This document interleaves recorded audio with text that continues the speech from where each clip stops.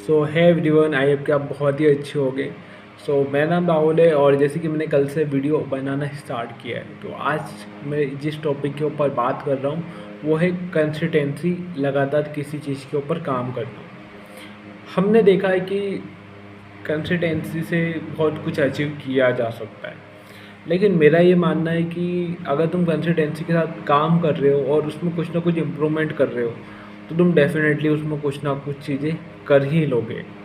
But ऐसा होता है कि हमने अपनी फैमिली में देखा है कि हमारे फादर रहेंगे, हमारी मदर रहेगी, या तो हम खुद हैं जो कहीं पे जॉब कर रहे हैं और कंटिन्यू जॉब ही कर रहे हैं, और हम लगातार भी हैं और कंटिन्यू हम काम भी कर रहे हैं, तो हमारी सैलरी में इतनी ग्रोथ क्यों नहीं आ पा रही है। बल्कि हमने देखा है कि जब कोई बंदा आता है हमने देखा है कि जब कोई बंदा आता है हमारे ऑफिस में या हम जहाँ पे काम कर देंगे, उसको वही काम के ज़्यादा पे किए जाते हैं। लेकिन ऐसा होता क्यों है? क्योंकि हम कंटिन्यू तो काम कर रहे हैं, लेकिन हम राइट डायरेक्शन में, राइट माइंडसेट बोल लो, या तो फिर हम कुछ एक्स्ट्रा नहीं कर रहे हैं जॉब के साथ साथ। मतलब कि मैं एक कंपनी में काम करता हूँ जहाँ पर मैं ऐसा लेबर बेस्ड काम करता हूँ, तो मुझे इतना काम आता है कि जो मैं काम करता हूँ उसको हर कोई सीख सकता है, लेकिन 1 महीना उसे देना पड़ेगा प्रॉपरली। और मैं जो काम कर रहा हूँ वो हर कोई कर सकता है, लेकिन जो बंदा आएगा उससे मेरे से ज़्यादा सैलरी क्यों दी जाएगी? इवन हम दोनों को सेम भी दे सकते हैं, लेकिन उससे ज़्यादा क्यों दी जाएगी, उसे कम क्यों दी जाएगी?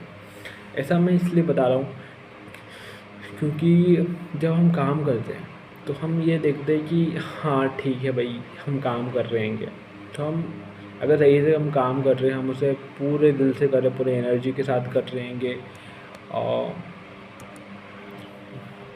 तो हम देख पाते हैं कि हाँ कि हमारा आउटपुट कैसा है। अगर मैं 10 घंटे काम कर रहा हूँ और मुझे लगता है कि मैं 11 घंटे कर सकता हूँ, तो मुझे करना चाहिए।